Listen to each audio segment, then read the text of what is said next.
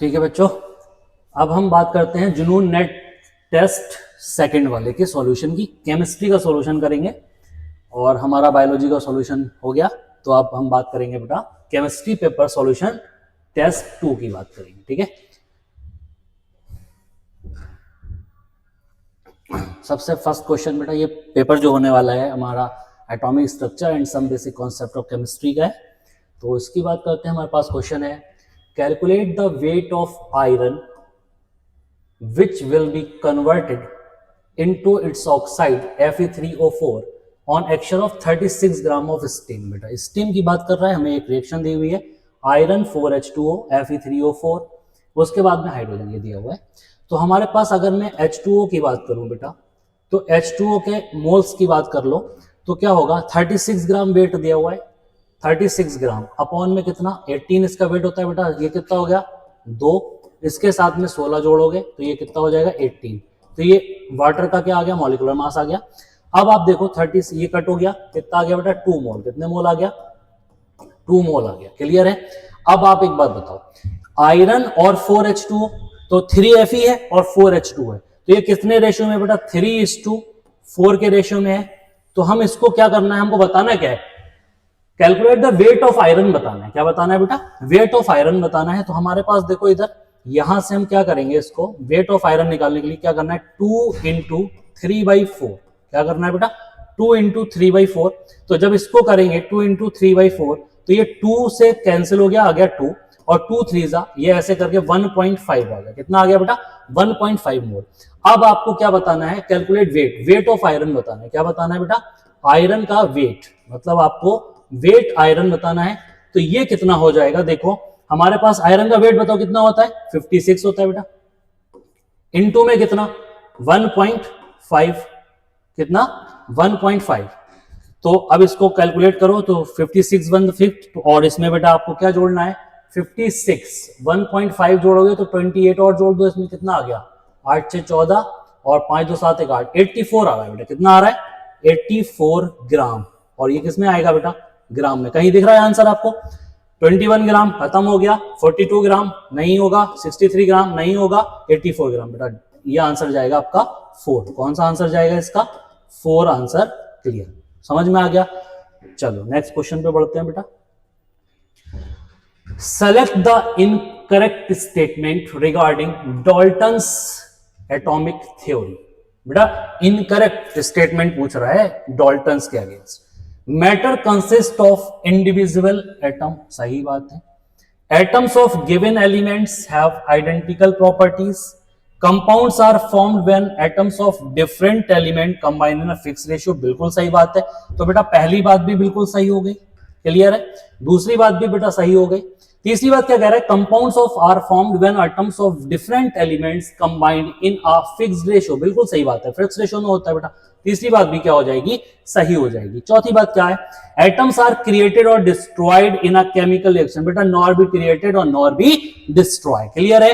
तो ये वाली बात क्या हो जाएगी, गलत। तो बेटा इसका आंसर क्या चला जाएगा 4 चला जाएगा। और डॉक्टर साहब इसका आंसर आपके पास आ रहा है, ये हो गया आपका 4, क्लियर है। चलिए नेक्स्ट क्वेश्चन की तरफ बढ़ते हैं। बहुत अच्छा क्वेश्चन है। Zinc sulphate contain 22.65% zinc and 43.9% water of crystallization। बड़ा क्रिस्टलाइजेशन की बात कर रहा है। If the law of constant proportion is true, then the weight of zinc required to produce 20 gram of the zinc sulfate crystal will be। अब बेटा आपसे पूछ रहा है zinc sulphate, law of constant proportion को डिफाइन कर रहा है। तो हम देखेंगे यहां पे हमारे पास है, अगर मैं बात करूं जिंक क्रिस्टल की, किसकी बात करूं बेटा, जिंक के क्रिस्टल की बात करूं, तो यहां पे आपको देखेगा क्रिस्टलाइजेशन 22 कितना है 65%, ठीक है। तो अगर मैं बात करूं 100 ग्राम की, किसकी बात करूं बेटा 100 ग्राम की, तो ये हो जाएगा 22.65 अपॉन में 100, क्लियर है। अगर मैं बात करूं 1 ग्राम की, किसकी बात करूं बेटा 1 ग्राम की, तो ये हो जाएगा 22.65 अपॉन में 100 इनटू में बेटा 100, इस तरह से देख लेंगे, इनटू में 1 बेटा 100 नहीं आएगा 1 आएगा, ठीक है। अब मैं बात करता हूं 20 ग्राम की, किसकी पूछ रहा है आपसे, 20 ग्राम। तो 20 ग्राम की अगर मैं बात करूं बेटा यहां पे, तो 20 ग्राम क्या होगा, 22.65 अपॉन में 100 इंटू में 20। क्लियर है। अब 20 से बेटा 100 गया 5 टाइम। अब इसको देखो 5 4 जा 20, 2 बचा, क्या हुआ 26, 5 ये देखो 5 आया था, 5 4 जा 20, 26 हो गया, कितना हो गया, पॉइंट लगा लो, नहीं जाएगा, 4 5 जा, ये हो गया 25, और उसके बाद बेटा 3 आ जाएगा, 5 3 जा 15। तो 4.53 आंसर कहीं दिख रहा है आपको ग्राम में बेटा, बताएं। 45.3, 0.453, 453, बेटा सारे आंसर देख लो क्लोज हैं, तो क्या आंसर हो जाएगा 4.53। बेटा इसका आंसर चला जाएगा आंसर सेकंड। कौन सा आंसर जाएगा, सेकंड आंसर। क्लियर है, देख लेना इसका सॉल्यूशन बेटा इस तरह से। क्लियर, आगे बढ़ते हैं। अच्छा सा क्वेश्चन है, मोल कॉन्सेप्ट का क्वेश्चन है बेटा। Fill in the blanks by choosing the correct option. बेटा 0.5 मोल ऑफ वाटर दिया हुआ है, क्या दिया हुआ है आपको, आपके पास है 0.5 मोल ऑफ वाटर। ठीक है, तो सबसे पहली बात तो आप एक चीज देख लो, वाटर का मॉलिक्यूलर मास निकाल लो। वाटर का मॉलिक्यूलर मास आपके पास 2 प्लस 16 बेटा टोटल हो गया 18, ये तो आपको याद ही होगा। ठीक है 18। अब आपसे पूछ रहा है in term of particles, in term of volumes and in term of masses. ठीक है, ये आपके पास आ गया इस तरह से, यहां से देखेंगे हम, ऑप्शन आपके पास ये है। तो सबसे पहले अगर मैं ए की बात करूं, टर्म ऑफ पार्टिकल्स, तो बेटा पार्टिकल्स क्या होता है, एवोगाड्रो नंबर, और ये बेटा कितना होता है 6.023 into 10 to the power 23। Clear है, लेकिन ये बोल रहा है 0.5 मोल, तो 0.5 मोल अगर करना है तो बेटा आधा हो गया, हाफ हो गया, तो हाफ हो गया, इसका मतलब 2 से इसको डिवाइड कर दो, 2 3 जा 6, क्या बनेगा ये भाई 3, क्या आ जाएगा बेटा देख लो इधर 3.023 इंटू 10 टू द पावर 23, ये तो आ गया आपका ए। क्या निकल के आ गया बेटा, ए निकल के आ गया टर्म ऑफ पार्टिकल्स के टर्म में 3.023। अब देख लो कहां कहां है, 3.011 आ गया, मान लो आप 2 3 की बात कर रहे हो आप, तो यहां से इसको भी काट लो तो 3.11 के आसपास आ जाएगा, लेकिन हम ऐसे कर ले रहे हैं 3.011। क्लियर, ऐसे मान लो इतना। चलो अब देखो ऑप्शन देख लो, 3.011 यहां पे दिख रहा है, ये बेटा गलत हो गया और ये आपका गलत हो गया, तो ए और सी बचा आपके पास, क्या बचा, ए और सी बचा। तो आप देखो अब दूसरी बात कर रहे हैं in term of volume. Volume बेटा क्या याद करते हैं 22.4, किससे याद करते हैं 22.4 से, तो हाफ करना है इसको भी 2 से डिवाइड करो बेटा, कितना हो जाएगा 11.2 हो जाएगा, 11.2 मिल गया आंसर। तो बेटा आप देखो तीसरा वाला देख लो, मास के टर्म में कितना मास आया था 18, तो 18 को बेटा 2 से डिवाइड कर दो, कितना आ जाएगा 9 ग्राम, कितना आ जाएगा, ये हो गया आपका 9 ग्राम। क्लियर है, तो 9 ग्राम 11, देखो ए हो गया आपका 3.011 10 टू द पावर 23, बी हो गया 11.2 लीटर एट एसटीपी, और सी बेटा हो गया क्या, ये आपका सी निकला था, ये आपका बेटा बी निकला था, और ये आपका ए निकल के आया था इनटू 10 टू द पावर 23, ये आया था। तो आप इसके हिसाब से ऑप्शन मैच कर लो बेटा, ए आंसर कौन सा, ए। तो डॉक्टर साहब इसका आंसर क्या चला जाएगा, ए। ठीक है, क्लियर, आगे बढ़ते हैं। How many aluminium ions are present in 0.51 gram of aluminium oxide. किसकी बात कर रहा है ये, एल्युमिनियम ऑक्साइड की बात कर रहा है। तो एल्युमिनियम ऑक्साइड की बात कर रहा है तो देख लो बेटा, एल्युमिनियम का ऑक्साइड बनाओ Al2O3, ये बनता है बेटा एल्युमिनियम का ऑक्साइड। ठीक है, इसका अगर मुझे एल्युमिनियम का निकालना हो तो एल्युमिनियम +3 आएगा बेटा, 3 आती है ऐसे करके, एल्युमिनियम +3 बनता है। उसके बाद आपको क्या दिया हुआ है 0.5, इतने आयंस प्रेजेंट है, कितने ग्राम ऑफ एल्युमिनियम ऑक्साइड में। अब पूछ रहा है आपसे एल्युमिनियम के आयंस, आपको देखो क्या करना है 0.51 अपॉन में क्या बेटा 0.051 दिया हुआ है, देखो डाटा है 0.051 अपॉन में 100 करो पहले इसको। क्लियर है, तो ये निकल के आता है आपके पास 0.0005। क्लियर है, ये आपको मोल्स आ गए। ठीक है, अब आप एक बात बताओ, 100 ग्राम की बात ही करेगा ना, तो ये आ गया आपका निकल के। अब आपको पता है एल्युमिनियम 2 बार है यहाँ पे, तो इसकी बेटा क्या होगा 2 से मल्टीप्लाई हो जाएगी, 2 इंटू 0.005। क्लियर है, अब जब इसको इससे मल्टीप्लाई करोगे तो बेटा ये आएगा 0.001, ये आएगा आपका निकल के। क्लियर है? अब ये बात आ गई। अब आपसे कह रहा है एल्युमिनियम आइंस बताने। क्या बताने हैं आपको? 2 एल्युमिनियम प्लस 3 आइंस, ये बताने हैं आपको। तो ऐसे करके देखो, एल्युमिनियम प्लस 3 आ रहा है तो एवोगाड्रो, अब जो मोल्स आता है वो किसके बराबर हो गया? एवोगाड्रो। ऐसे करके तो बेटा क्या हो जाएगा? 2 इंटू, ये तो 2 से मल्टीप्लाई कर दिया यहां पे, तो अब आप इसको रख लो, किसको रख लो? 0.001। क्या वैल्यू है? 0.001 इंटू में 6.02 इंटू 10⁻23।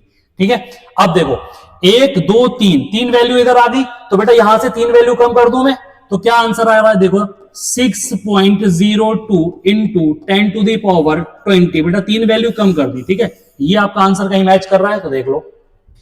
6.02 इंटू 10⁻23 गलत हो गया बेटा। 6.31 बात ही खत्म हो गई। 24 ये भी खत्म हो गया। 6.23 इंटू 10⁻20 बेटा तीसरा आंसर इसका सही हो जाएगा। तो डॉक्टर साहब इसका आंसर क्या चला जाएगा? थर्ड। कौन सा आंसर जाएगा? Third answer. देख लो सॉल्यूशन बेटा इसका। ठीक है, चलिए नेक्स्ट क्वेश्चन की तरफ चलते हैं। बहुत आसान क्वेश्चन है, इजी में आएगा बेटा ये तो। क्या कह रहा है? The empirical formula of the compound FM 68%। इसका बेटा एटॉमिक मास भी दे दिया इन्होंने 34। कितना दे दिया? 34 इसका एटॉमिक मास दे दिया। ठीक है, अब रिमेनिंग बेटा जो बचा वो 32% बचा, वो क्या है? ऑक्सीजन है। क्या है? ऑक्सीजन है।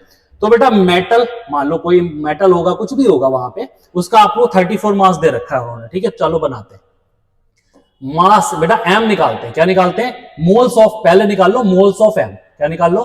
Moles of M. तो बेटा वेट दिया हुआ है आपको, परसेंटेज में दिया हुआ है, एम्पिरिकल फॉर्मूला 68% दिया हुआ है।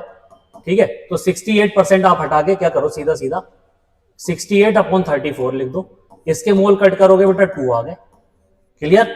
ऐसे ही आप क्या निकालो? मोल्स ऑफ ओ निकाल लो। क्या हो जाएगा? 32। ऑक्सीजन कितना होता है वेट बेटा? 16। कट करो, कितना आ गया? 2। तो बेटा ऐसे करके बनेगा ये M2O2। इस तरह का कोई ऑप्शन दिख रहा है? नहीं है। तो M2O2 बेटा सिंप्लीफाई कर ले इसको, MO बेटा 2 से 2 कैंसिल आउट कर दो, क्या बचा? MO। इस तरह का कोई फॉर्मूला दिख रहा है यहाँ पे?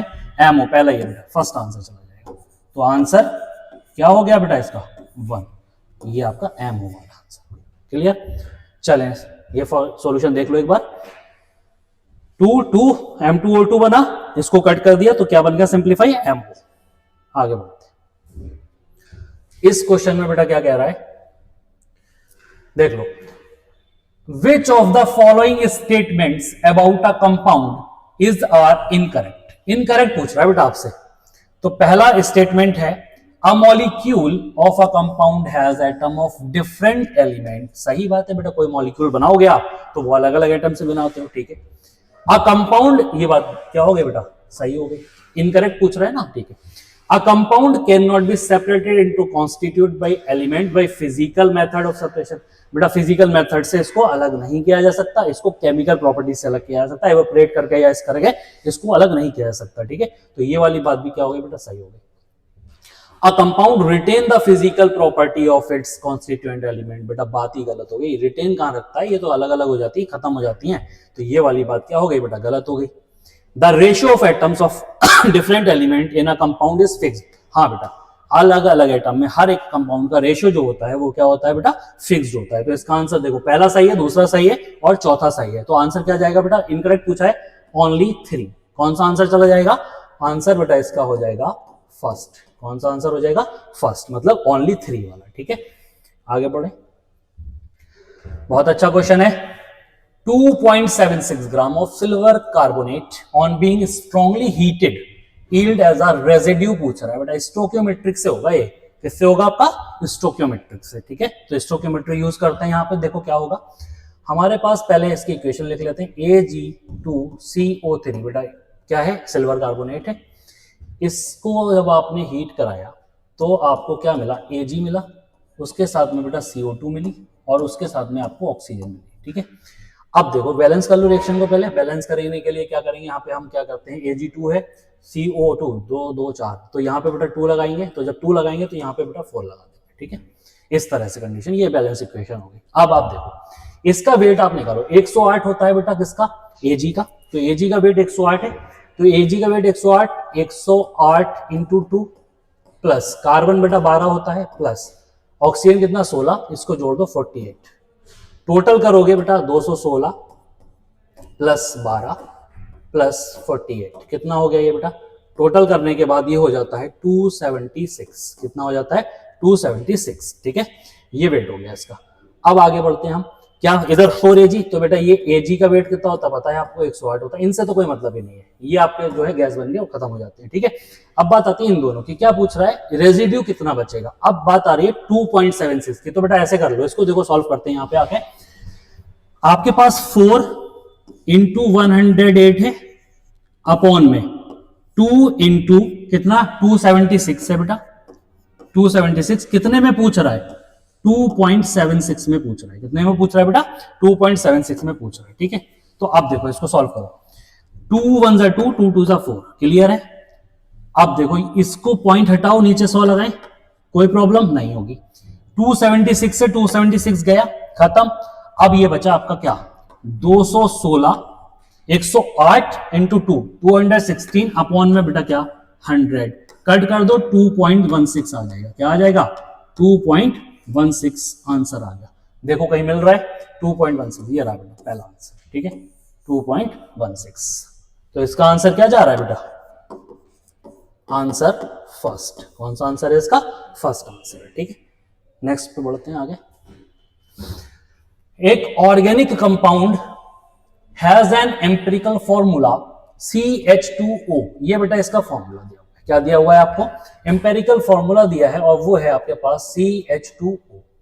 तो मैं सबसे पहला काम क्या करता हूं, इसका मास लिख लेता हूं।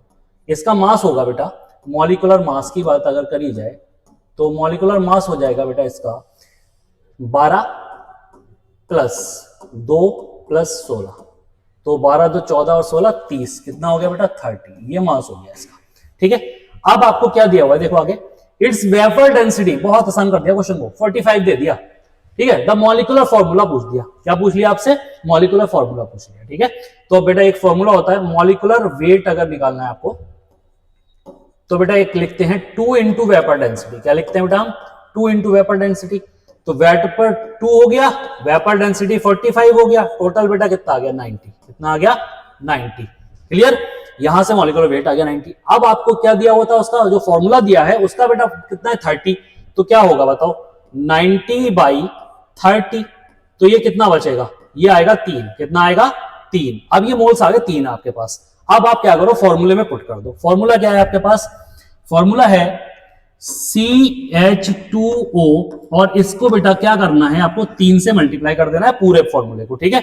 तो पूरे फॉर्मूले को जब 3 से मल्टीप्लाई करोगे तो ये बचेगा C3, ये आएगा बेटा H6 और ये क्या आएगा O3। इस तरह का अगर कोई ऑप्शन आपको मिल रहा है तो आप देख लो बेटा, CH2O नहीं होगा, C2H5O नहीं होगा, C2H2 नहीं होगा, C3H6O3 बेटा ये मिल गया, ये आंसर चला गया इसका चौथा। तो डॉक्टर साहब इसका आंसर गया 4, कौन सा आंसर गया 4, क्लियर है, ठीक है।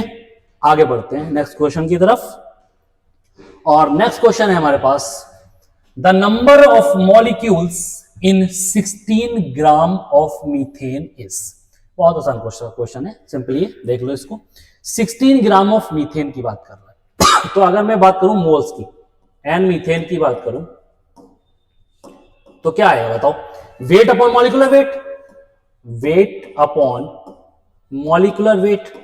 तो बेटा वेट कितना दे रखा है 16, CH4 का मीथेन फॉर्मूला क्या होता है बेटा CH4, और CH4 का मॉलिक्यूलर वेट बताओ, तो कार्बन का 12 प्लस हाइड्रोजन 4, कितना हो गया बेटा 16, ठीक है। तो ये 16 हो गया, यहां से 16 बाई 16 कितना आ गया बेटा 1 आ गया आपके पास, कितना आ गया 1 आ गया। अब जो आपके पास मोल्स हैं वही किसके बराबर होगा बेटा, एवोगाड्रो के नंबर के बराबर। तो एवोगाड्रो 1 मतलब मोल्स 1 आया है, तो ये कितना हो जाएगा बेटा 6.023 into 10 to the power 23, clear है। तो नंबर ऑफ मॉलिक्यूल्स बेटा निकालने हैं, तो ये इतने आ गए। अब देख लो कहां पे मैच हो रहा है, ये बेटा वाला गलत हो गया, खत्म, ये भी गलत, ये भी नहीं होगा, ये भी नहीं होगा, ये भी नहीं होगा, क्या बचा यही वाला बचा। तो आंसर बेटा क्या हो जाएगा 3, कौन सा आंसर चला जाएगा 3, 6.023 इंटू 10 टू द पावर 23। देख लेना बेटा, मीथेन है, weight upon molecular weight total 1 आया, N equals to N A value put करो, 1 से मल्टीप्लाई करोगे सेम ही रहेगा, तो आंसर 3। ठीक है, नेक्स्ट क्वेश्चन की तरफ चलते हैं। नेक्स्ट क्वेश्चन है बेटा, बहुत अच्छा क्वेश्चन है, थोड़ा सा ये मॉडरेट में आएगा। तो हम देखते हैं, ड्यूरिंग इलेक्ट्रोलिसिस, आप इलेक्ट्रोलिसिस कर रहे हो वाटर की, वाटर को तोड़ रहे हो, ठीक है, वॉल्यूम ऑफ O2 लिबरेटेड कितना हो रहा है, 2.24। The volume of hydrogen liberated under same condition will be. आपको इस सेम कंडीशन रखनी है, कोई भी कंडीशन आपको चेंज नहीं करनी है, और उस कंडीशन पे आपको वॉल्यूम ऑफ हाइड्रोजन बताना है, वॉल्यूम ऑफ O2 आपको दे रखा है। ठीक है, तो सबसे पहले तो आप इक्वेशन लिख लो बेटा, 2H2O ये टूटा और क्या बनाया इसने, 2H2 प्लस O2 बनाया। ठीक है, तो अगर मैं हाइड्रोजन एंड ऑक्सीजन के रेशियो की बात करूं तो बेटा ये रेशियो होता है 2:1 में। किसमें होता है, 2:1 में। ठीक है, तो मुझे वॉल्यूम ऑफ हाइड्रोजन निकालना है। क्या निकालना है बेटा, वॉल्यूम ऑफ हाइड्रोजन निकालना है, वॉल्यूम ऑफ हाइड्रोजन निकालना है। तो ये बराबर हो जाएगा 2 into volume of oxygen, 2 into volume of oxygen. Clear, अब बात बताओ आप, वॉल्यूम ऑफ हाइड्रोजन निकालना है मुझे, वॉल्यूम ऑफ हाइड्रोजन निकालना है, वॉल्यूम 2 करना है, और इसके बाद वॉल्यूम ऑफ ऑक्सीजन आपको दे रखा है बेटा, देखो 2.24 कितना दे रखा है, 2.24। बताओ कितना आएगा, 2 4 जा 8, 2 2 जा 4 और 2 2 जा 4, 4.48 डेसीमीटर क्यूब। ये आपका 4.48 कहीं दिख रहा है आपको, 2.24 नहीं होगा, 1.12 ये रहा आपका तीसरा वाला ऑप्शन, थर्ड आंसर बेटा इसका जाएगा। तो यहां पे हम डॉक्टर साहब लिख देते हैं आंसर थर्ड। कौन सा, आंसर थर्ड। ठीक है, समझ में आया पूरा, एक बार देख लो, 2H2O से 2H2O2 बना, HO 2:1 के रेशियो में आएगा। Volume of hydrogen 2 into volume of oxygen, V hydrogen निकालना है आपको, तो 2 इंटू 2.4 4.48, वो रहा आपका थर्ड आंसर। ठीक है, नेक्स्ट क्वेश्चन की तरफ बढ़ते हैं। बहुत आसान क्वेश्चन है बेटा, ये क्वेश्चन तो आपने बहुत बार देखा होगा ऐसे ही, तो और बहुत अच्छा इंपॉर्टेंट क्वेश्चन है बेटा। विद इंक्रीज ऑफ टेम्परेचर, आप क्या कर रहे हो, टेम्परेचर को बढ़ा रहे हो।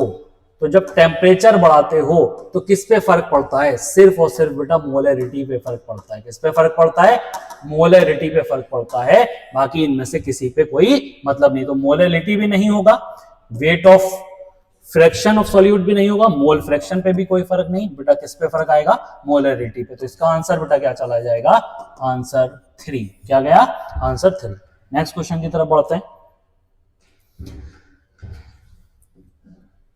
देखो क्या कह रहा है, बहुत अच्छा सा क्वेश्चन है। Consider the following statement, doctor साहब इसको पढ़ लो एक बार। कंसीडर द फॉलोइंग स्टेटमेंट, पहला स्टेटमेंट क्या कह रहा है, all isotopes of an elements have the same number of neutron. बेटा सेम नंबर ऑफ न्यूट्रॉन कहां होता है, प्रोटॉन का नंबर सेम होता है, न्यूट्रॉन का नंबर तो डिफरेंट होता है। तो न्यूट्रॉन का नंबर डिफरेंट, बेटा ये बात गलत होगी। ठीक है, उसके बाद only one isotope of an element can be stable and non radioactive, गलत बात है बेटा ये भी। ऑक्सीजन का 16, 17, 18 तीनों ही स्टेबल होते हैं बेटा। क्लियर है, तो बेटा ये वाली बात क्या हो गई गलत हो गई। ऑल एलिमेंट्स हैव आइसोटोप, बिल्कुल सही बात है बेटा, सारे के सारे एलिमेंट क्या रखते हैं, आइसोटोप्स रखते हैं। ठीक है, सारे जितने भी एलिमेंट हैं वो सबके क्या पाए जाएंगे, एक ना एक तो आइसोटोप्स पाया ही जाता है सबका। ठीक है, उसके बाद all isotopes of carbon can form chemical compounds with oxygen. हाँ बेटा, सारे के सारे कार्बन के आइसोटोप्स जो भी हैं वो सब क्या करते हैं, ऑक्सीजन रिएक्टिंग के साथ में रिएक्ट करके क्या बनाते हैं, CO2 बना लेते हैं। क्या बना लेते हैं बेटा, CO2 बना लेते हैं। ठीक है, तो ये वाली बात भी क्या हो गई, सही हो गई। तो अब देख लो, पहला दूसरा गलत है, तीसरा चौथा सही है। तो करेक्ट ऑप्शन रिगार्डिंग आइसोटोप्स क्या बोल रहा है, 3 and 4। बेटा पहले ही आंसर चला गया। ठीक है, बाकी सारे तो गलत हो गए। ठीक है, तो 3 and 4 बेटा क्या हो गया, सही। तो आंसर इसका क्या जाएगा, आंसर हो गया 1। कौन सा आंसर हो गया बेटा, 1 आंसर हो गया। ठीक, आगे बढ़ते हैं। क्या कह रहा है, given below a few statement, mark the statement not correct. बेटा नॉट करेक्ट पूछ रहा है, ये बात याद रखना करो, कोई भी क्वेश्चन करने से पहले उसमें नॉट अच्छे से देख लिया करो। नॉट करेक्ट की बात हो रही है। Atoms are neither created nor destroy in a chemical reaction. Clear, law of definite proportion, बेटा neither created nor be destroy, बात सही है, क्या इसमें सोचना है, ठीक है, आगे बढ़ो। Law of definite proportion state that a given compound always contain exactly the same proportions of elements by weight, बिल्कुल सही बात है बेटा, हमेशा किस में पाए जाएंगे, सेम प्रोपोर्शन में पाए जाएंगे, कभी ऐसा नहीं है एक बार एक रिएक्शन में मान लो आप सोच रहे हो एक रिएक्शन में अलग कर दिया और दूसरे रिएक्शन में अलग कर दिया, नहीं नहीं इस तरह से नहीं होगा बेटा, ठीक है, क्या होगा, सब में सेम प्रोपोर्शन पाया जाएगा, तो ये वाली बात भी क्या होगी, सही हो गई।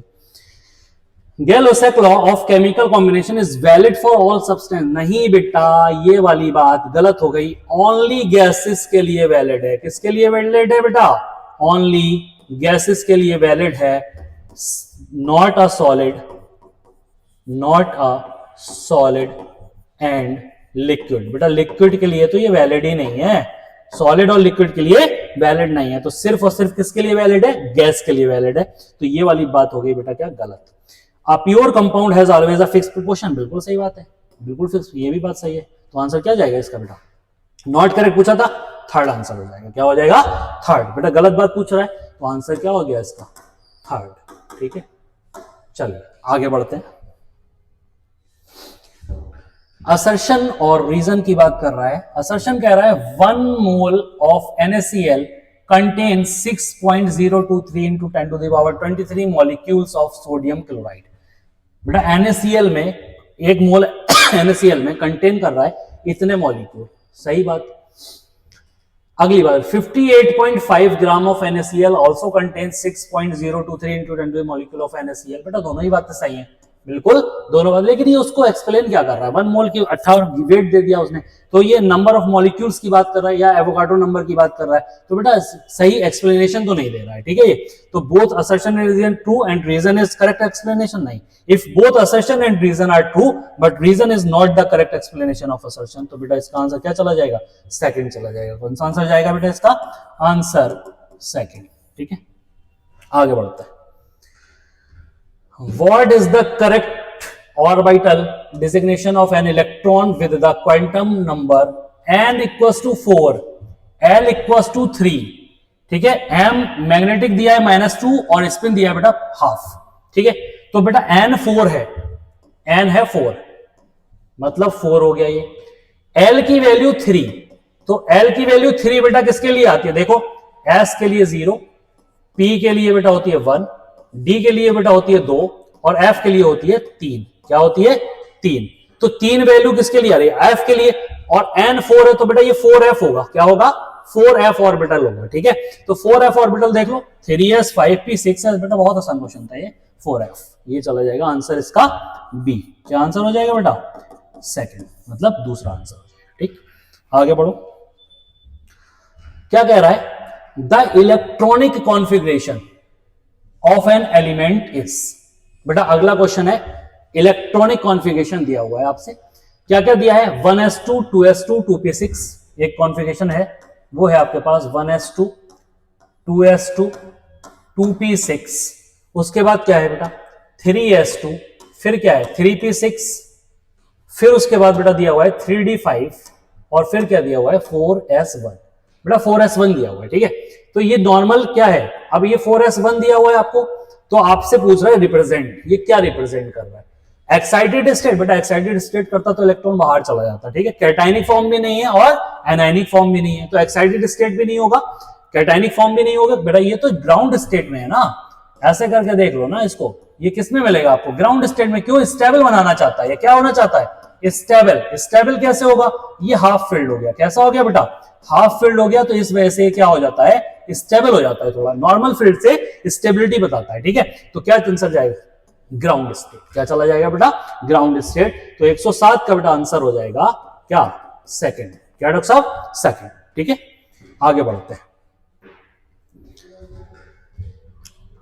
When a metal surface is exposed to solar radiation, बेटा सोलर रेडिएशन एक्सपोज्ड हो रहा है किसी भी मेटल सरफेस पे, ठीक है, कोई ये मेटल की सरफेस है, यहाँ पे बेटा सोलर ऐसे करके रेडिएशन आ रहा है, मान लो कोई रेडिएशन पड़ रहा है, तो क्या होगा, the emitted electrons have energy less than a maximum value of energy depending upon frequency of incident radiation, बेटा यही बात सही होगी, emitted electron have energy less than maximum, गलत हो गया बेटा, emitted electron have zero energy, ये भी गलत हो गया। The emitted electron have energy equal to energy, ये भी गलत हो गया बेटा। कौन सा वाला चला जाएगा? इसका आंसर फर्स्ट चला जाएगा। तो आंसर बेटा कौन सा हो जाएगा? इसका फर्स्ट हो जाएगा। ठीक, नेक्स्ट आगे बढ़ते हैं। बहुत अच्छा सा क्वेश्चन है बेटा ये, देख लो बेटा इसको। 109 क्वेश्चन नंबर क्या कह रहा है? द डायग्राम, ऑर्बिटल डायग्राम बनाया है ऑफ टू एटम, एक एक्स है एक बेटा वाई है, which subshell will be more stable and why. पूछ रहा है कि क्यों स्टेबल है और क्यों, मतलब ऐसा क्यों हो रहा है, क्यों स्टेबल है, मतलब क्या है, बिकम ज्यादा स्टेबल क्यों हो रहा है, किस वजह से हो रहा है, ये पूछ रहा है आपसे। तो मैं बात करता हूं इस वाले की एक्स की मैं इसका डायग्राम बना लेता हूं बेटा, इसको इधर ले आते थोड़ा सा। देखो ये क्या हो गया, बता रहा है आपको। देखो ये आपके पास ऑर्बिटल है ऐसे करके, ये ऑर्बिटल है बेटा ये, तो यहां पे ये इस तरह से इलेक्ट्रॉन फिल है। अब बताओ, एक ये फिल है और वाई बना लेते हैं बेटा, यहां पे 5 ऑर्बिटल, डी ऑर्बिटल है, इसका मतलब ये 5 ऑर्बिटल। यहां पे बेटा क्या है, इस तरह से ये फिल है, ये है, और इस तरह से ये, इस तरह से ये, इससे ये, ऐसे करके कंडीशन। तो ये आपके पास एक्स है बेटा और ये आपके पास वाई है। बताओ, कह रहा है x exchange energy. Exchange energy का मतलब क्या होता है बेटा? सेम जो स्पिन है वो आपको एक्सचेंज मिल जाए। तो यहां से ये इधर से भी एक्सचेंज कर सकता है, बिल्कुल, ये इधर से कर सकता है, ये इधर से कर सकता है, ये इधर से, तो बहुत सारे एक्सचेंज मिल सकते हैं। यहां पे ये 3 में एक्सचेंज मिल सकते हैं। ये तो बेटा फुलफिल है। ये कैसे है? ये आपके हो गए फुलफिल। तो फुलफिल में तो एक्सचेंज नहीं होगा, फुलफिल में एक्सचेंज नहीं होगा, यहां पे ज्यादा एक्सचेंज हो जाएगा। तो बेटा x exchange energy is maximum, x की एक्सचेंज एनर्जी जो होगी वो मैक्सिमम हो जाएगी, और इसी की वजह से ये क्या मिल जाएगा आपको? स्टेबल हो जाएगा। तो आंसर बेटा इसका क्या चला जाएगा? फर्स्ट चला जाएगा। कौन सा आंसर चला जाएगा? फर्स्ट आंसर हो जाएगा। क्यों? एक्सचेंज एनर्जी इज मैक्सिमम, इसकी एनर्जी जो होगी वो मैक्सिमम। ये एक्सचेंज एनर्जी की बात की जाए, एक्सचेंज एनर्जी इज मैक्सिमम, इसकी एक्सचेंज एनर्जी मैक्सिमम आएगी और इसकी बेटा कम हो जाएगी, क्योंकि ये 3 ही जगह एक्सचेंज कर पाएगा, ये 5 जगह एक्सचेंज कर लेगा। क्लियर है? ठीक है, तो इसका आंसर बेटा क्या गया? आंसर 1। कौन सा आंसर गया? 1 आंसर। नेक्स्ट क्वेश्चन की तरफ चलते हैं, और नेक्स्ट क्वेश्चन आपके पास आता है अगला। The potential and kinetic energies of electron in third excited state of lithium +2 ions are respectively. सबसे पहली बात तो ये है कि आपसे पूछ रहा है बेटा थर्ड एक्साइटेड स्टेट, किसकी बात कर रहा है? थर्ड एक्साइटेड स्टेट की बात कर रहा है। हाँ बेटा, बात कर रहे थे, नेक्स्ट बात कर रहे हैं हम the potential and kinetic energy की। Electron in third excited state of lithium ions are respectively की बात हो रही है। अब देखो क्या होगा, हमारे पास है एनर्जी निकालनी है बेटा हमको, ठीक है। तो सबसे पहले एनर्जी की बात करें तो ये होता है माइनस का 13.6 Z² बाई n स्क्वायर। क्या होता है? 13.6 Z² बाई n स्क्वायर, ठीक है। अब आप फिल कर लो। सबसे पहले लिथियम के लिए बात हो रही है, तो माइनस का 13.6 इंटू में Z² बेटा, इसका एटॉमिक नंबर 3, तो 3 का स्क्वायर कर लो, अपॉन में क्या कह रहा है बेटा? एक्साइटेड थर्ड, तो फोर्थ हो गया ना, तो 4 का स्क्वायर करो, थर्ड एक्साइटेड बोल रहा है ना, तो थर्ड के लिए क्या लोगे? 4n, ठीक है। तो बेटा अब इसको कैलकुलेट करो, तो कैलकुलेट करने के बाद ये क्या आएगा? माइनस का 13.6 इंटू में 9 अपॉन में बेटा 4, 4 टू जा 4, 4 जा कितना हो जाता है बताओ जल्दी से? 4 4 जा हो जाएगा 16, कितना हो जाएगा? 16, ठीक है। इसको कट करो, 4 4 जा 16, 4 3 जा 12, उसके बाद यहां पे क्या आएगा? 16, 4 4 जा 16, 3.4, ठीक है। अब इसको हम और थोड़ा सा सॉल्व करेंगे। 9 4 जा 36, क्लियर है, और 9 3 जा 27 और 30.6 आ जाएगा अपॉन में 4, क्लियर। इसको कट करो, 4 7 जा 28, 2 26 हो गया, 4 6 जा 25, 4 6 जा 24, कितना हो गया बेटा? 4 6 जा 24। अब क्या बचा? 2 बचा आपके पास, ठीक है, 2 4 5 जा 20, तो 7.65, और ये वैल्यू बेटा आपकी आ रही है माइनस का 7.65, ये वैल्यू आई आपकी, ये ई निकल के आई। अब आप देखो ई निकालने आपको, ई, तो ई की बात करें अगर हम, तो ये होता है माइनस ऑफ ई एन। क्या होता है? Minus of E N. Kinetic energy की बात कर रहे हैं, किसकी बात कर रहे हैं? काइनेटिक एनर्जी की बात करेंगे, तो ये क्या हो गया? Minus of E N.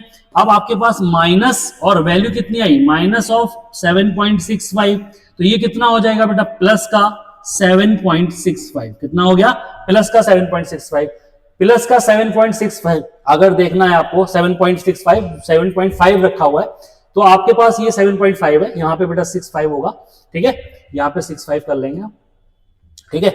अब देखो आप ये प्लस का 7.65, अब बात आती है, ये तो आपने निकाली काइनेटिक एनर्जी, अब बात आती है पोटेंशियल एनर्जी की। तो पोटेंशियल एनर्जी बेटा आपको निकालनी है तो ये हो जाएगा 2 ऑफ काइनेटिक एनर्जी, ऐसे करके हो गया। तो ये कितना है minus of 2 of kinetic energy, तो 2 इंटू में बेटा कितना माइनस ऑफ 7.65, तो ये कितना हो जाएगा बताओ, माइनस का 15.3 के आसपास आ जाएगा, कितना आ जाएगा 15.3, ठीक है। तो ये बेटा पोटेंशियल एनर्जी क्या इस तरह से निकाल सकते हो आप, एक तरह से ये देख सकते हो potential energy equals to 2 into minus of E N, ये कर सकते हो आप, ऐसे करके आपने निकाला होगा, ठीक है। तो इसको आप ऐसे देख सकते हो, यहां से क्या हो जाएगा 2 माइनस ई एन, तो 2 इंटू माइनस ऑफ एनर्जी रखा हुआ है, तो फिर माइनस का, अब ये माइनस का 15.3 आ गया। तो देखो ये क्या हो गई, ये हो गई आपके पास पोटेंशियल एनर्जी बेटा, और ये आपके पास कौन सी एनर्जी हो गई काइनेटिक एनर्जी। तो पोटेंशियल एनर्जी कितनी माइनस का 15.3 ये रहा, और काइनेटिक एनर्जी प्लस का 7.65 ये रहा, आंसर क्या चला गया 3। तो इसका आंसर हो जाएगा बेटा आपका 3, कौन सा आंसर जाएगा 3 आंसर जाएगा, ठीक है। नेक्स्ट क्वेश्चन की तरफ चलते हैं, क्या कह रहा है, the radius of the first Bohr orbit of the hydrogen atom is R, क्या है बेटा आर दी हुई है। Then the radius of the first orbit of lithium, किसकी बात कर रहा है इस बार, लिथियम की बात कर रहा है, ठीक है, लिथियम +2 की बात करता है। तो देखो रेडियस का अगर मैं बात करूं तो क्या होगा, आपके क्या करना है यहाँ पे, रेडियस निकालने के लिए आपको क्या करना पड़ेगा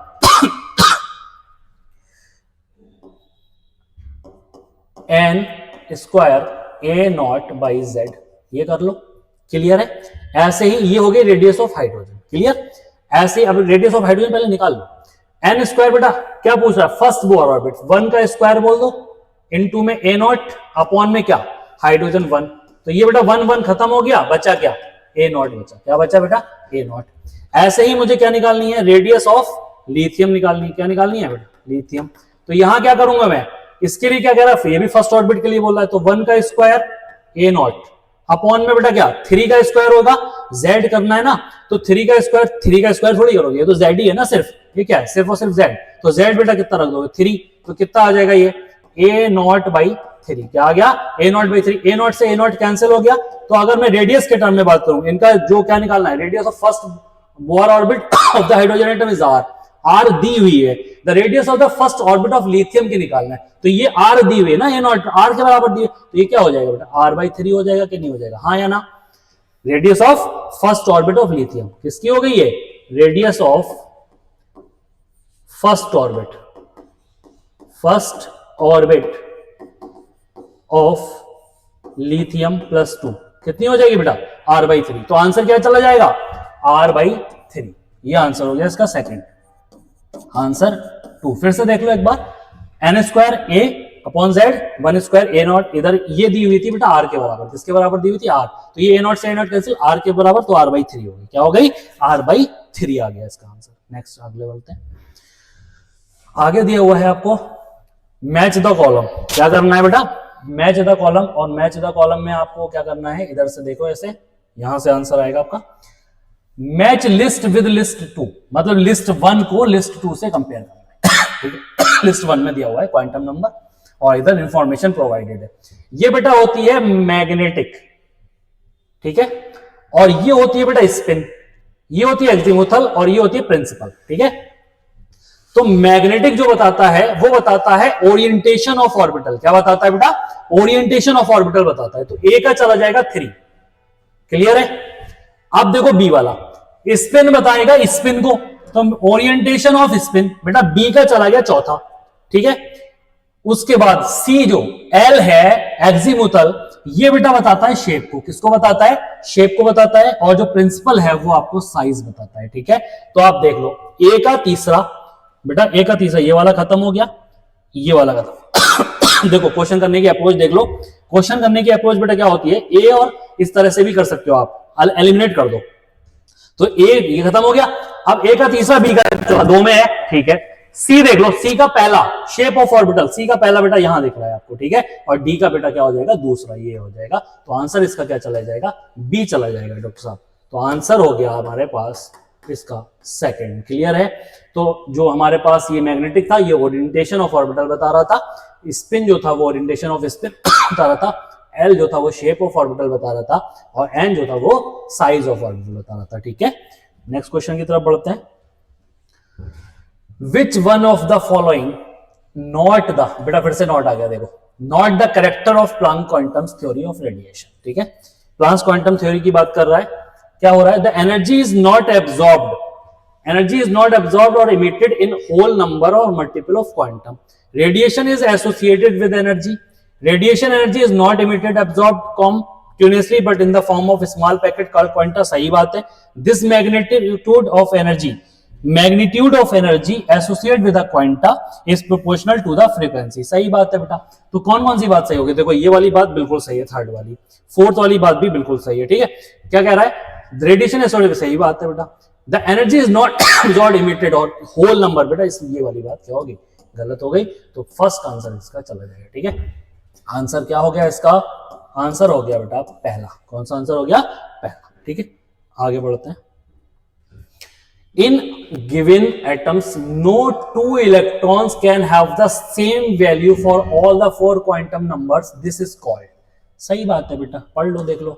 ये मान लो एक ऑर्बिटल है आपके पास और ऐसे करके भरा हुआ है, ये कह रहे हैं इस तरह से, इस तरह से। ये अब देखो, इस वाले ऑर्बिटल के लिए दोनों ही electrons all four quantum number, चारों के चारों क्वांटम नंबर, चारों के चारों क्वांटम नंबर सेम हो जाएंगे।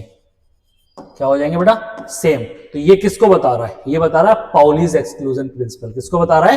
Pauli's exclusion principle. आंसर हो गया इसका D.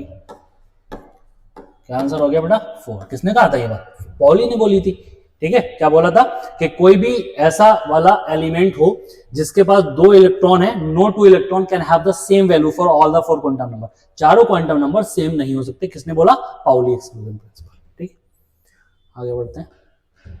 The energy of an electron in the third orbit of an atom is -e दे रखी है। The energy of an electron in the first orbit will be, पहली orbit के लिए पूछ रहा है। किसके लिए पूछ रहा है बेटा? फर्स्ट ऑर्बिट के लिए पूछ रहा है। तो the energy of an electron third orbit के लिए दे रखी है -e। The energy of an electron the first, तो क्या होगा? देखो माइनस, अगर मैं एनर्जी की बात करूं तो E इक्वल्स टू E, ये -e हो गया, अपॉन में E1 हो गया, अपॉन में क्या हो गया बेटा? n का स्क्वायर। ठीक है, n का स्क्वायर। तो अब इसको देखो, minus of E equals to E1 दे रखा है, मान लो कुछ भी दे रखा है उसने, अपॉन में क्या हो जाएगा? 3 का स्क्वायर। तो 3 का स्क्वायर इक्वल्स टू माइनस का E इक्वल्स टू E1/9। ये E हो गया, ये 9 हो गया बेटा। क्लियर? ये E/9 हो गया। तो अगर आपको E1 निकालना है, क्या निकालना? फर्स्ट विल बी, तो E1 निकालना है तो ये हो जाएगा, मल्टीप्लाई करोगे बेटा माइनस का 9E। क्या आ जाएगा? माइनस का 9E। कहीं पे दिख रहा है माइनस का 9E? आपको दिख रहा है कहीं पे? ये हो गया इसका आंसर, माइनस का 9E। आंसर क्या हो गया बेटा इसका? आंसर 4 चला गया। कौन सा चला गया? 4 चला गया। ठीक है, आगे बढ़ते हैं। The two electron have the following set of quantum number. 2 electron आपको बताने हैं, 2 इलेक्ट्रॉनों का क्वांटम नंबर सेट दिया हुआ है बेटा। क्या क्या सेट होता है? पहला मान लो ये होता है n, मान लो ऐसे करके लिख दे रहा हूं मैं, ये होगा n इक्वल्स टू दिया हुआ है 3, L इक्वल्स टू दिया हुआ है बेटा 2, M इक्वल्स टू दिया हुआ है माइनस का 2, और S इक्वल्स टू दिया है बेटा प्लस का हाफ। क्लियर? दूसरा वाला क्या दिया हुआ है? N इक्वल्स टू बेटा दिया है 3, L इक्वल्स टू दिया है 0, M इक्वल्स टू दिया है 0, और S इक्वल्स टू दिया है प्लस का हाफ। बेटा ये 3sp_d L के लिए 2 जब आता है तो किसके लिए यूज करते हैं? D के लिए यूज करते हैं डॉक्टर साहब। तो ये हो गया आपका 3d। क्या हो गया बेटा? 3d। और ये क्या हो गया? L0, तो ये भी किसके लिए यूज करते हैं बेटा? 3s के लिए। किसके लिए यूज करते हैं? 3s के लिए। तो कह रहा है, आप देखो क्या बोल रहा है, दैट 2 इलेक्ट्रॉन हो गया which is true of the following. True की बात कर रहा है। x and y have same energy, बेटा गलत बात होगी। x and y have unequal energy, गलत बात होगी। x and y represent same electron, none of the statement is correct. बेटा ये जो पहली बात दिख रही है ना आपको, same energy, x and y have same energy, x and y have unequal energy. Same energy तो होगा ही नहीं, सेम एनर्जी कैसे हो जाएगी? 3d एंड 3s की। तो x and y have unequal energy, बेटा एक एनर्जी इनकी क्या होगी? अनइक्वल हो जाएगी। कैसी हो जाएगी बेटा? अनइक्वल, मतलब दोनों की एनर्जी बराबर नहीं होगी। तो आंसर क्या चला जाएगा इसका? बी चला जाएगा। कौन सा आंसर चला जाएगा इसका बेटा? बी आंसर जाएगा। तो आप एक बार फिर से देख लो, ये आपके पास 3D है, ये आपके पास 3S है। तो कंडीशन बेटा आपकी आ रही है x and y have unequal energy. चलिए बेटा ये क्वेश्चन हो गया। नेक्स्ट क्वेश्चन की तरफ चलते हैं।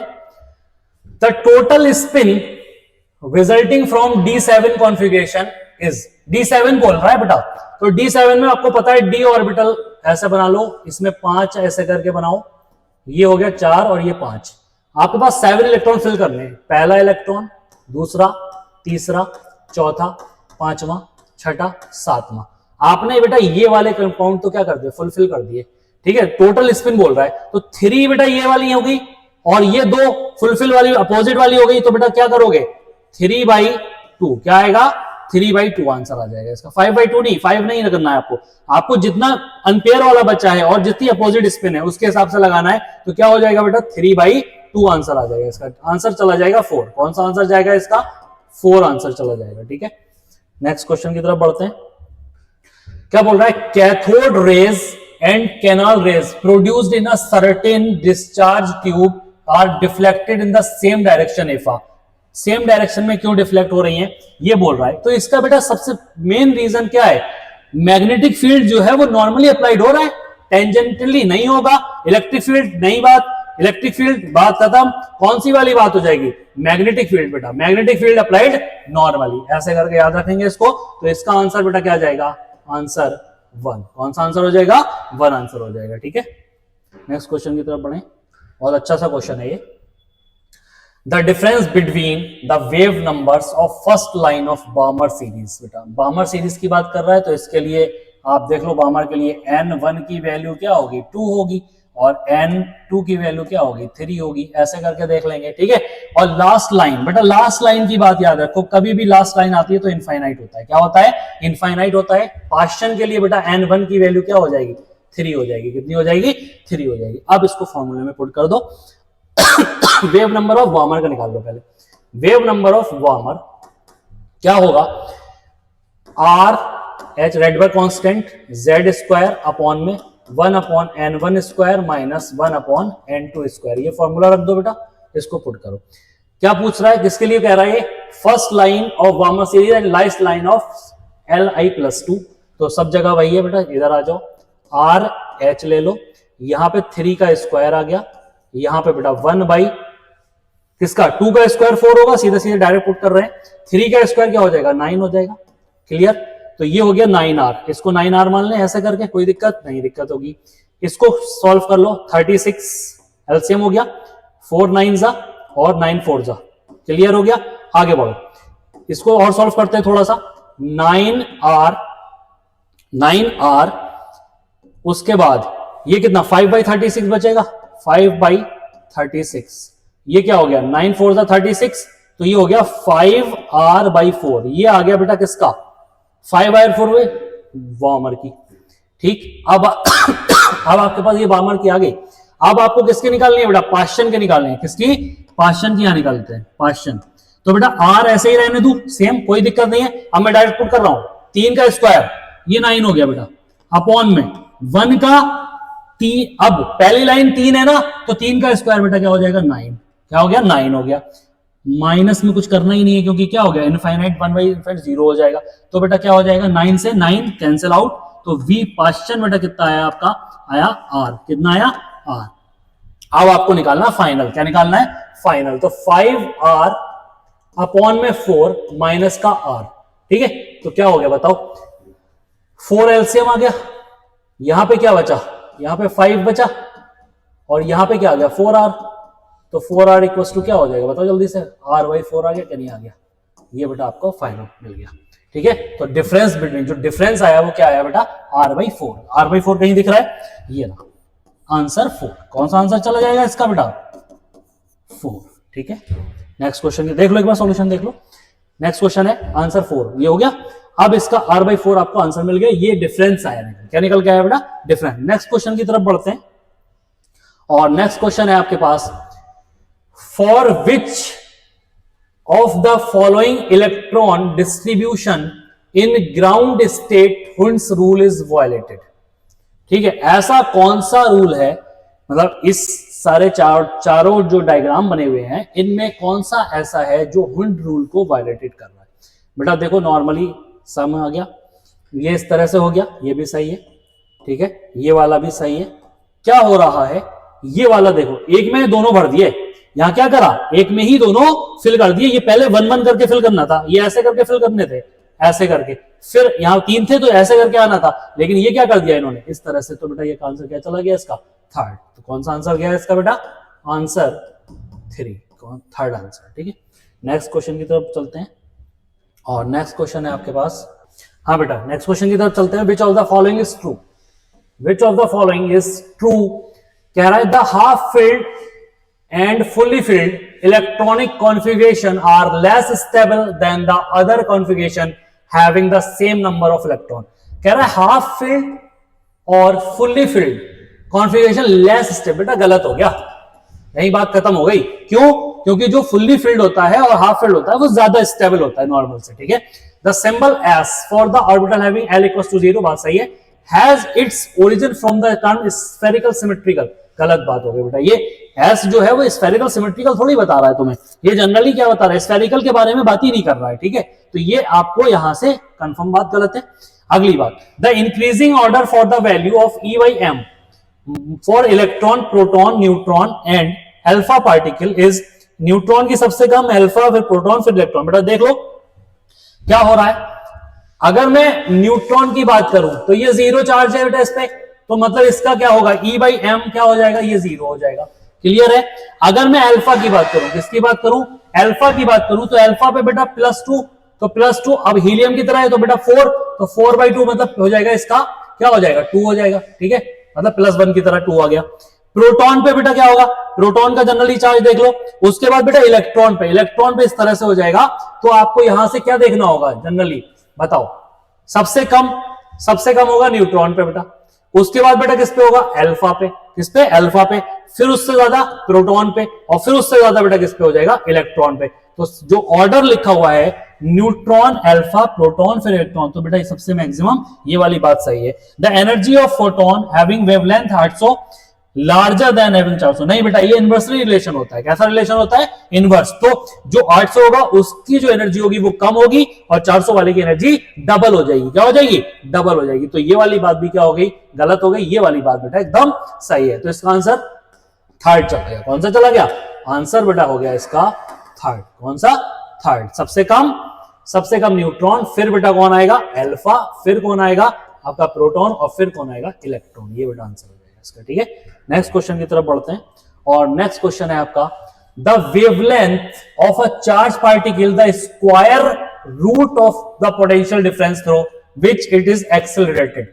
आप इससे देखो, आपने एक फॉर्मूला पढ़ा होगा, lambda equals to h by P, ये पढ़ा है। ठीक है, ये मोमेंटम है, तो यहां से आप देखोगे अगर, तो ये वेवलेंथ हो गया p। एक और फॉर्मूला पढ़ा होगा आपने, √2qmev, ये वाला फॉर्मूला पढ़ा है बेटा। तो qmev, ये v आ रहा है यहाँ पे। ठीक है, तो ये इसकी बात कर रहा है, root of potential difference, v की बात कर रहा है, तो बेटा स्क्वायर रूट ऑफ v। अगर मैं इसको ऐसे लिखना चाहूं, lambda equals to h upon root v, ऐसे लिख दूं तो कोई प्रॉब्लम है क्या किसी को, नहीं होगी। तो ये बेटा square root of v inversely proportional है, तो स्क्वायर रूट पूछ रहा है तो ये किसमें चला जाएगा, इनवर्सली प्रोपोर्शनल चला जाएगा। आंसर बेटा इसका क्या हो जाएगा, फर्स्ट हो जाएगा। कौन सा आंसर हो जाएगा, फर्स्ट आंसर हो जाएगा। क्लियर है। ठीक है, आगे बढ़ते हैं। अगला क्वेश्चन, नेक्स्ट क्वेश्चन कह रहा है, the which of the following is the best example of law of conservation of mass. बेटा कंजर्वेशन ऑफ मास को कौन डिनोट कर रहा है, तो आपके पास है carbon combined with oxygen to form 44 gram of CO2। तो एक रिएक्शन लिखो, कार्बन प्लस O2 रिएक्ट होकर बना रहा है CO2। ठीक है, चलो देख लो कंजर्वेशन ऑफ मास। इसका कार्बन का बेटा 12 ग्राम, ऑक्सीजन कितना हो गया, 32 ग्राम हो गया। यहां पे बताओ कितना हो गया, ये टोटल, किसका टोटल करो कितना, 44, कितना आ गया ये 44। यहां पे देखो कार्बन का 12 और 32 12 कितना हो गया, ये भी बेटा 44 होता है। तो दोनों ही तरफ 44 44, मतलब पहली बात बेटा बिल्कुल सही हो गई। क्लियर। तो आंसर क्या चला जाएगा इसका, इसका आंसर बेटा गया आपका फर्स्ट वाला। ठीक है, 12 gram of carbon combined with 32 gram of oxygen to form 44 gram of CO2। ठीक है, अगली बात भी देख लो, when 12 gram of carbon is heated in a vacuum there is no change, गलत बात हो गई। A sample of air increase in volume then heated a constant pressure but its mass remain, कोई मतलब ही नहीं है, मास तो खत्म हो जाएगा उसका बेटा। The weight of a piece of platinum is the same before and after heating, गलत बात, ये भी बात गलत है, ठीक है। तो पहली बात बेटा आपकी क्या हो गई, सही हो गई। बेस्ट एग्जांपल, मतलब बात सही है, ठीक है थोड़ी बात, लेकिन पहला वाला जो है बेस्ट एग्जांपल है कंजर्वेशन ऑफ मास का। ये मास को थोड़ी बता रहा है आपको, ये तो सिर्फ मास को तो ये बता रहा है ना। तो law of conservation of mass first answer हो गया, ठीक है। आंसर इसका बेटा कौन सा चला जाएगा, आंसर हो गया 1, ठीक। आगे बढ़ते हैं, इस क्वेश्चन को क्या कह रहा है,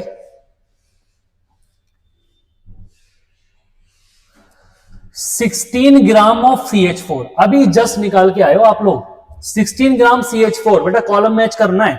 16 ग्राम CH4 बताओ, 16 बाई 16 कितना आ गया, 1 आ गया। और 1 क्या हो जाएगा, एवोगाड्रो के नंबर के बराबर, तो 6.023 इंटू 10 टू द पावर 23। तो पहले का मिल गया हमको, क्या पहले का कहां पे है, ये रहा, पहले का Q मिल गया, ठीक है।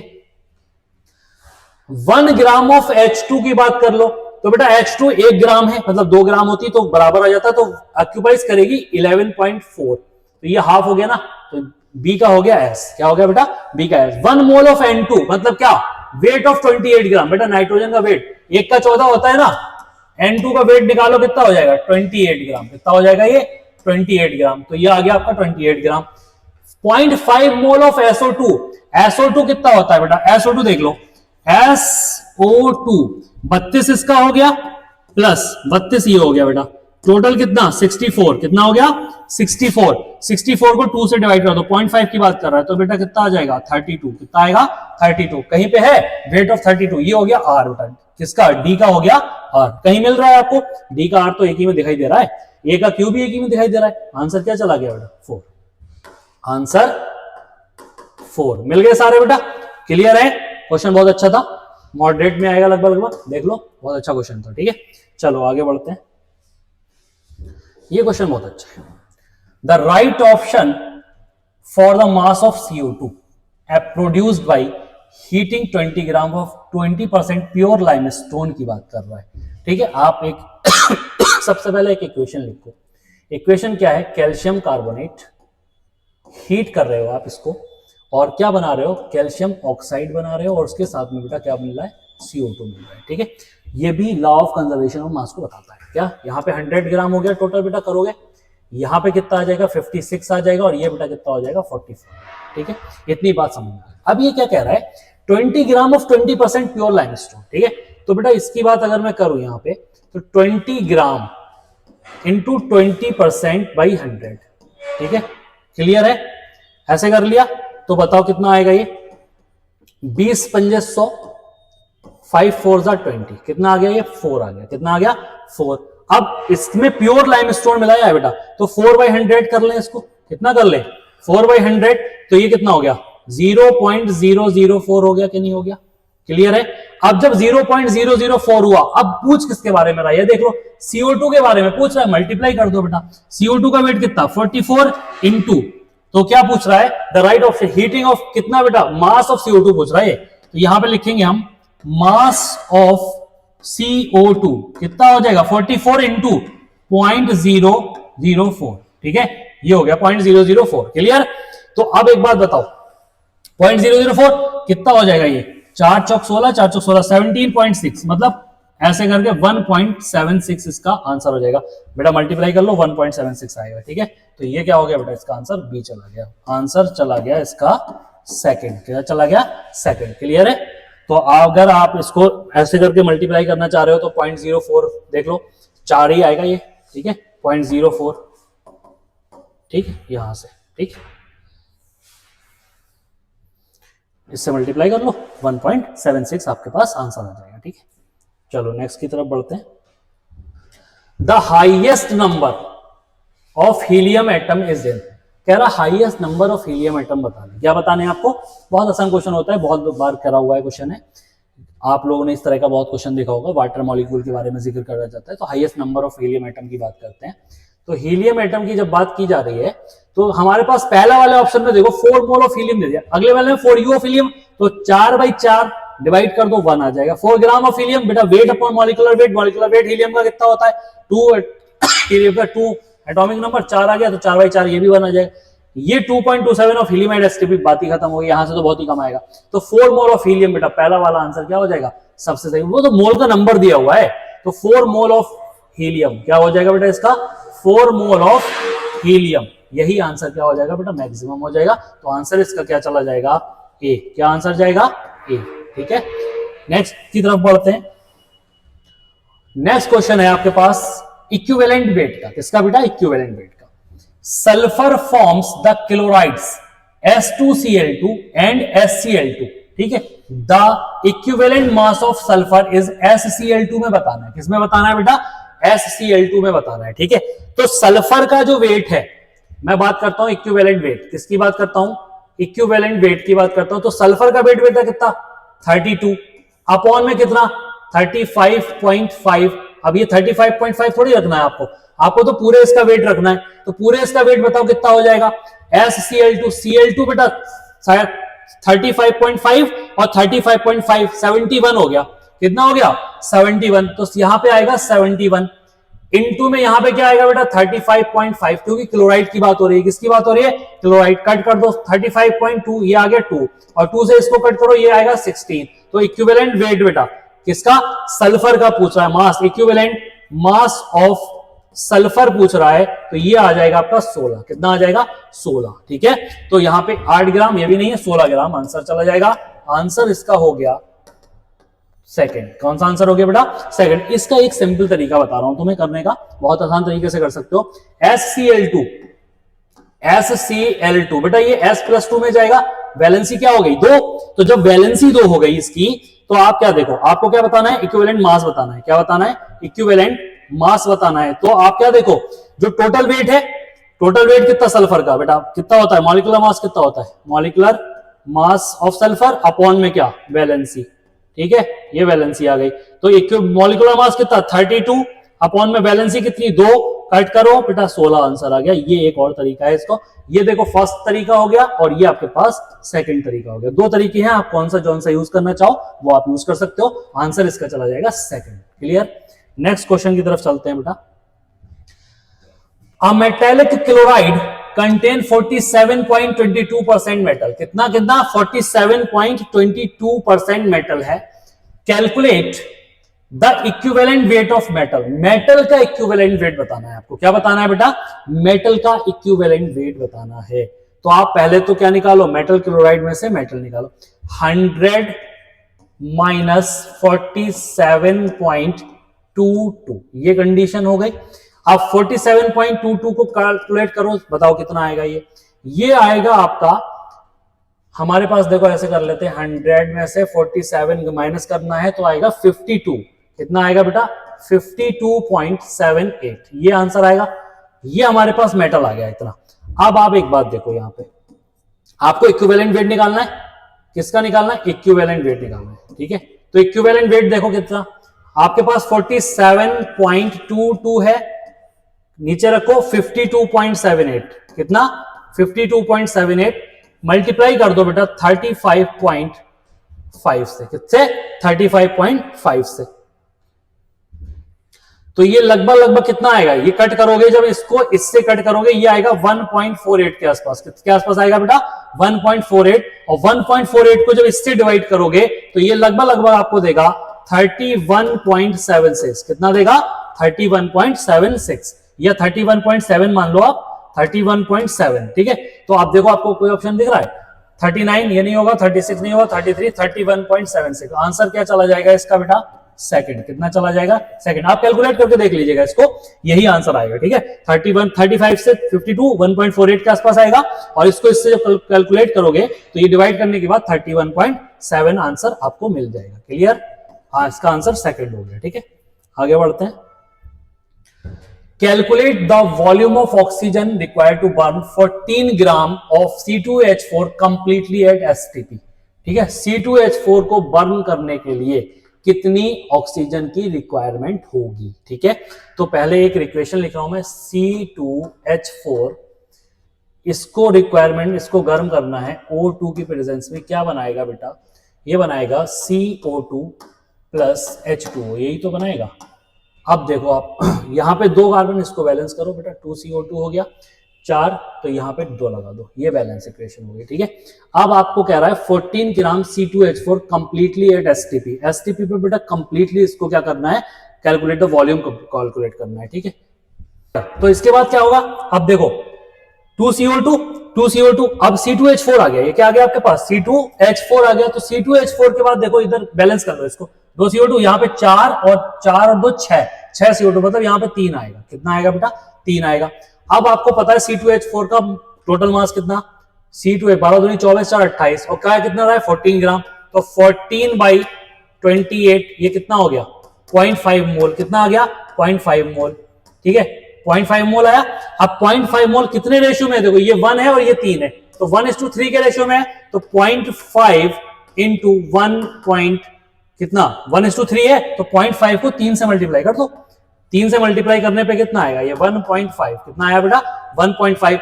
अब ये लीटर में पूछ रहा है ना, किसमें पूछ रहा है, वॉल्यूम पूछ रहा है लीटर में, तो 22.4 कितना 22.4 इंटू में 1.5, तो बेटा 22.4 में 11.2 और जोड़ दो, तो कितना हो जाएगा 33.6 लीटर। कितना, अब देखो ना जोड़ लो, 22.4 प्लस अगर जोड़ना चाह रहे हो तो 11.2 और जोड़ दो इसमें, तो कितना हो गया, ये 33.6 लीटर आ जाएगा। कितना आ जाएगा बेटा, लीटर। कुछ ऑप्शन दिख रहा है इस तरह का, 33.6 बेटा, ये सेकंड आंसर हो गया। कौन सा आंसर हो गया इसका, सेकंड आंसर हो गया, आंसर सेकंड। ठीक है, 33.6। चलो बेटा आगे बढ़ते हैं।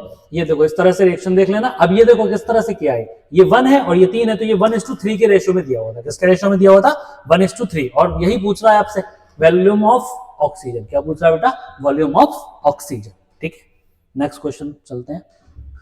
बहुत अच्छा सा क्वेश्चन है ये तो। Poisonous gas used during world war.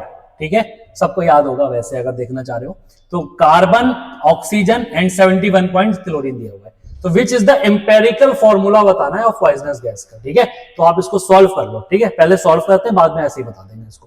पहले सॉल्व करते हैं बेटा। कार्बन की परसेंटेज दी है तो 12/12, कितना आ गया 1 आ गया।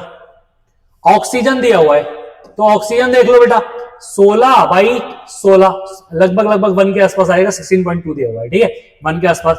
ऐसे ही क्लोरीन की बात कर लो, किसकी बात कर लो, क्लोरीन। तो क्लोरीन कितना दिया हुआ है 71.7, डिवाइड करो बेटा 35.5 से, तो ये लगभग 2 के आसपास जाएगा कि नहीं जाएगा, हाँ या ना। तो बेटा C1 ऑक्सीजन 1 क्लोरीन 2, क्या फॉर्मूला बन रहा है COCl2, और ये सब जानते हैं कि फॉस्जीन होती है। क्या होती है, फॉस्जीन। तो जब फॉस्जीन होती है यही तो पॉइजनस गैस है बेटा, ये क्या है पॉइजनस गैस है। ठीक है, ये मैंने ऑर्गेनिक में पढ़ाया है, आप वहां देख लेना, फॉस्जीन के बारे में डिटेल में बताया है। तो यहां पे आंसर क्या जाएगा COCl2 बेटा, सेकंड आंसर देखो दिख रहा है, COCl, CO2Cl2, CO2Cl, COCl2। Clear है, तो इसका आंसर बेटा कौन सा जाना चाहिए आपके पास, सेकंड। कौन सा आंसर जाना चाहिए, सेकंड। ठीक है, ठीक है दोस्तों, समझ में आ गया। और पॉइजनस गैस को आप याद रख लेना, वैसे ही फॉस्जीन होती है जिसका फॉर्मूला होता है COCl2। क्या फॉर्मूला होता है, COCl2 फॉर्मूला होता है। ठीक है, आगे बढ़ते हैं। बहुत आसान सा क्वेश्चन है। Which of the following are isoelectronic species. Isoelectronic species बतानी है आपको। ठीक है, कौन सी स्पीशीज बेटा, आइसोइलेक्ट्रॉनिक। आइसोइलेक्ट्रॉनिक क्या होती है, आइसोइलेक्ट्रॉनिक स्पीशीज में की बात अगर करूं तो यहां पे होता है क्या, सेम नंबर ऑफ इलेक्ट्रॉन। क्या होता है बेटा, सेम नंबर ऑफ इलेक्ट्रॉन जो होते हैं वो आपको सेम मिलेंगे। ठीक है, चलो अब देखो 18, कैल्शियम के पास बेटा कितने बचे 18। ठीक है, कैल्शियम 20 होता है, 18 बचे।